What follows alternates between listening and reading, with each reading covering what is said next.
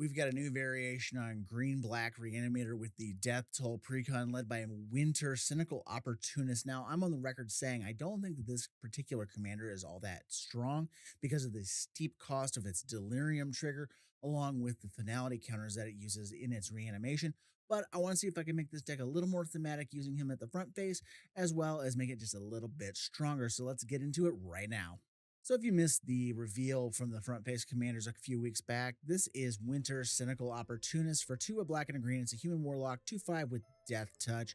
It says whenever it attacks, mill 3 cards, and it has a delirium of at the beginning of your end step, you may exile any number of cards from your graveyard with 4 or more card types among them, and if you do, put a permanent card from among the cards that you've exiled onto the battlefield with a finality counter on it. Of the 4 precons, this one was actually the hardest for me to come up with cards for because 1, I want them to be better than what I'm taking out.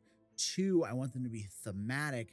But 3, and I also needed to mess this up because there's a very tight balance of the card types to keep the Delirium trigger on Winter going. So ideally, we're going to be able to get several cards into the yard and get Winter to return some of our more important threats back onto the board, or we're going to be using our other reanimation spells in the deck to get our creatures back as we keep churning the grave. The other new commander from the precon is Renmaw Creaking Nest. For 3 black and a green, you get a 5/5 Scarecrow with Menace and Reach that says when it enters and whenever you play a card with 2 or more card types, each player creates a 2/2 tapped black bird creature token with flying.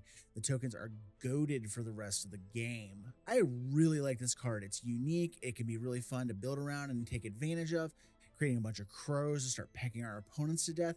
However, in this precon, it's actually not that good, and that comes down to how the precon was designed. It only has about 11 or 12 cards in it with dual typing to even trigger it, and on top of that, you're going to lose several of them to milling or just having to play them to keep your game plan in gear.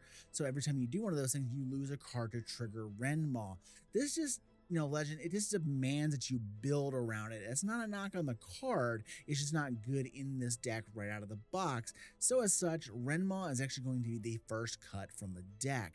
But never fear, we're going to be grabbing a new card from the main set, and it's also the Buy a Box promo, Twitching Doll.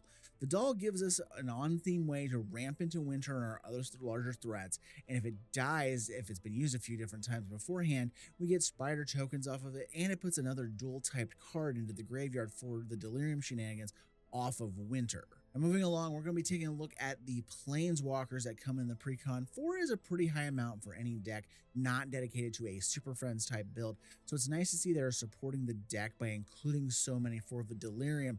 But of the 4, 1 really doesn't support our efforts of getting cards into the graveyard to reanimate, and that means Obnixilis Reignited is going to get the hook here in favor of another black Planeswalker of the same cost, but fits the theme better. Enter Liliana Death's Majesty. The +1 here will mill us to fuel Winter's Delirium, and the -3 reanimates for us when needed. Simply put, she's just a much better fit with the deck over Obnixilis just with those 2 abilities.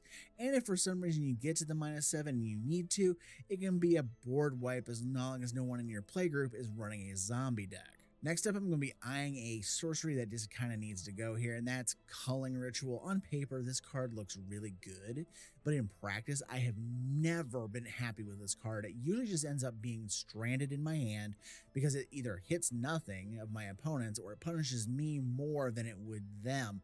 But hey, we do have a card that can take its place from the Bane set for Duskmourn with Meathook Massacre 2.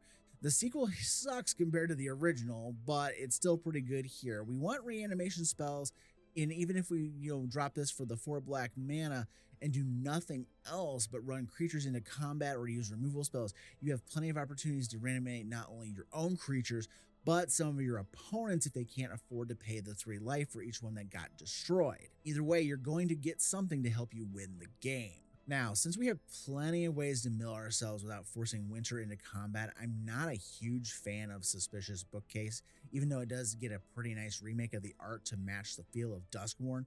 With the bookcase sliding off to the side here, though, that gives us room for Grist Voracious Larva, which fits very nicely in the deck because it pairs up with the original Grist that comes with the precon, but it also is very easy to let die in combat or get milled into the grave to be simply brought back in its planeswalker form as we reanimate other things. And the flip side is great here, giving us a way to mill, do some removal, or even copy some of the things that we haven't exiled with Winter's ability as we churn things along. Next up, we're going to be cutting a mediocre card for some of the new hotness coming in from the main set. Skulla Grove Dancer, I'm sad to say, is that mediocre card. It just doesn't do enough to want to keep it around, and paying 3 mana to mill 1 card is awful. So instead, I'm going to run the new Overlord of the Hauntwoods, which acts as a ramp when it enters, regardless of how you cast it, and still allows us to keep an enchantment creature in the deck lineup. It really shouldn't be hard to curve either this into the game for its impending cost and then straight into Winter, or vice versa, play Winter and then cast this for its full cost the next turn as a creature. What feels like a bit of a recurring theme here, we're back to cutting mediocrity for better cards. Moldgraph Millipede lands in this category, but not because it's bad per se. It's the issue I have with it in this deck is we are either going to be reanimating creatures out of the graveyard or exiling to feed into Winter's reanimation ability off of its Delirium trigger. So the creature count in the graveyard is going to be wildly variable at times. Sometimes this might come down as a huge 7/7/8/8 for 5 mana, and sometimes it's just going to be like a 2/2 or a 3/3 for 5 mana, which is terrible. So rather than try and balance around that issue, I want to use a new room card that fits the theme and plays nicely with the game plan, and that's Defiled Crypt / Cadaver Lab. It's a nice option for the deck, acting as a Raise Dead on one side and a variation on Insidious Roots on the other side, which incidentally would fit nicely in this deck, but I didn't do so here because I was going for more themes with this set.